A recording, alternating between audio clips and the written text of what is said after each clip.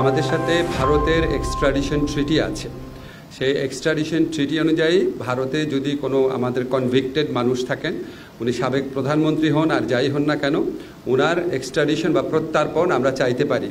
আমরা খুব দ্রুত আইন মন্ত্রণালয়ের মাধ্যমে আপনাদের জানাবো যে আমাদের এই ছাত্র জনতার বিপ্লবকালে যেই গণহত্যা ঘটেছে, যেই মানবতা বিরোধী অপরাধ ঘটেছে, সেটার বিচারের লক্ষ্যে আমরা কিছু পদক্ষেপ ইতিমধ্যে গ্রহণ করেছি। দৃশ্যমান কিছু অগ্রগতি হয়েছে, সেগুলি আপনাদের জানাবো। এখনই জানিয়ে দিচ্ছি, আমাদের ইনভেস্টিগেশন যে টিম আছে সেটা গঠিত হয়ে গেছে, প্রসিকিউশন টিম গঠিত হয়ে গেছে, আদালত পুনর্গঠনের চিন্তা চলছে। অচিরেই আপনারা দেখবেন বিচার শুরু হয়েছে। বিচার শুরু হওয়ার পর ডেফিনেটলি আমরা এক্সট্রাডিশন চাবো। সংবিধান কীভাবে গৃহীত হবে এটা যদি আমি বলে দিই তাহলে তো কনসালটেশনের প্রয়োজন পড়ে না। ইনফ্যাক্ট এই কমিশনটা গঠন করা হয়েছে, তারা সকল সম্ভাবনা পর্যালোচনা করে দেখবে। যেমন আপনি বলেছেন কনস্টিটিউয়েন্ট অ্যাসেম্বলি ইলেকশন হতে পারে, কনস্টিটিউয়েন্ট অ্যাসেম্বলি একটা সংবিধান তৈরি করতে পারে, গ্রহণ করতে পারে। আবার রাজনৈতিক দলগুলোর সমঝোতার ভিত্তিতে কোনো সংবিধান প্রণয়নের কাজ চলতে পারে। কি হবে এই ডিসিশন আমরা নেব না, এই ডিসিশন নেবে বাংলাদেশের জনগণ, এবং জনগণের পক্ষ থেকে কাজ করার জন্য এই কমিশন করা হয়েছে।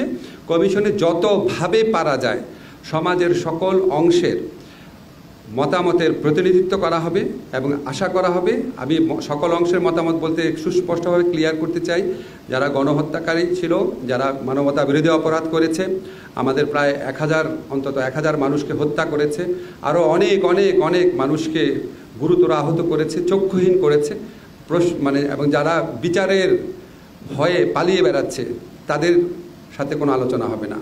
তাদের বাদে সমাজে যত প্রতিনিধিত্বকারী শ্রেণী আছে, রাজনৈতিক দল আছে, তারপর আপনার সামাজিক সংগঠন, পেশাজীবী সংগঠন, ছাত্র সংগঠন, আমাদের এই বিপ্লবী অভ্যুত্থানে যারা ছিলেন, প্রত্যেকটা সেক্টরের সাথে যতভাবে পারা যায় মতামত প্রতিফলিত করা হবে।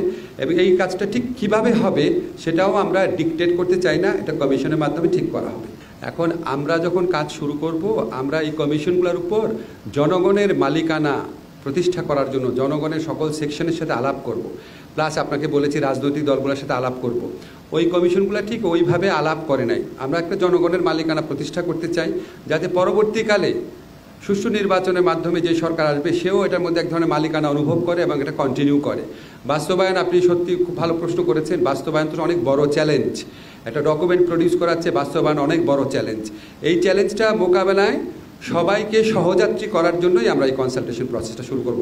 এবং আপনাকে আরেকটা কথা বলতে চাই, যে সমস্ত কমিশনের রিপোর্ট আছে সেগুলি অবশ্যই আমরা বিবেচনায় নিব। আপনারা যে মব জাস্টিসের ঘটনা দেখেছেন, বিশেষ করে ঢাকা বিশ্ববিদ্যালয়ে যে ঘটনা ঘটেছে, সেটা আমাদের সবাইকে মর্মাহত করেছে। সেটা আমাদেরকে খুবই কষ্ট দিয়েছে। আমরা ইতিমধ্যে ব্যবস্থা নিয়েছি, ইতিমধ্যে 3 জনকে গ্রেফতার করা হয়েছে, এবং আমরা এই ধরনের ঘটনার এড়ানোর জন্য যত রকম পদক্ষেপ নেওয়া প্রয়োজন তত রকম পদক্ষেপ নেব। আমরা বাংলাদেশে ক্লিয়ারলি বলতে চাই, এখানে কোনো রকম মব জাস্টিস, কোনো রকম আইন নিজের হাতে তুলে নেওয়া, গণপিটুনি দেওয়া, এগুলি কোনোভাবেই অ্যাকসেপ্ট করা হবে না। বিচার বহির্ভূত হত্যাকাণ্ড কোনোভাবেই অ্যাকসেপ্ট করা হবে না। এগুলি যদি ঘটে, আপনাদের একটা জিনিস নিশ্চিত করতে পারি, আমাদের সরকার তাৎক্ষণিকভাবে ব্যবস্থা নেবে, আইনের মাধ্যমে উপযুক্ত শাস্তির তদন্ত এবং বিচার সাপেক্ষে উপযুক্ত শাস্তির ব্যবস্থা করা হবে। সেটা কিছু আলামত আপনারা কালকে পত্রিকাতে আপনারা নিজেরাই ছাপবেন যে 3 জনকে অলরেডি গ্রেফতার করা হয়েছে। প্রক্রিয়াগত কারণের প্রক্রিয়া সৃষ্টি করার মাধ্যমে ব্যক্তির দায়বদ্ধতা বৃদ্ধি, স্বচ্ছতা বৃদ্ধি বা আপনার আরও বেশি দায়িত্বশীল করার অনেক স্কোপ আছে। এটা আপনার সাথে আমরা এগ্রি করছি। আমরা ইনফ্যাক্ট সারা জীবন সংস্কার নিয়ে কাজ করেছি। কিছুদিন আগেও আমি জাস্ট সিভিল সোসাইটির অংশ ছিলাম। বদিউল আলম মজুমদার ভাই আছেন, মাহফুজের অনেক চিন্তাভাবনা আছে, তার বইও আছে, দেখবেন এসব ব্যাপারে। অবশ্যই আমি আপনার সাথে একমত। প্রক্রিয়া অবশ্যই আমরা যতটুকু প্রক্রিয়ার মাধ্যমে নিশ্চিত করা যায় সেটা আমরা করব, বাট এটার সাথে সাথে ব্যক্তিরাও ইম্পর্টেন্ট বলে মনে করি। আমাদের যে আরও সংস্কার কমিশন আছে, এই সংস্কার কমিশনগুলো কিন্তু এই সংস্কার কমিশনের রেজাল্টের জন্য ওয়েট করবে না। আপনারা দেখবেন স্যার বিদেশ থেকে আসার পরপরই শিক্ষা, স্বাস্থ্য, তারপর স্থানীয় শাসন, এই সমস্ত বিভিন্ন প্রসঙ্গে আমাদের সংস্কার কমিশন কাজ শুরু করবে।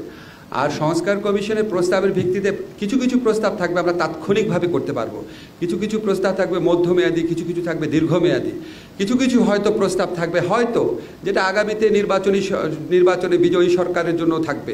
আমরা আসলে প্রস্তাবটা না পাওয়া পর্যন্ত কিছু বুঝতে পারছি না।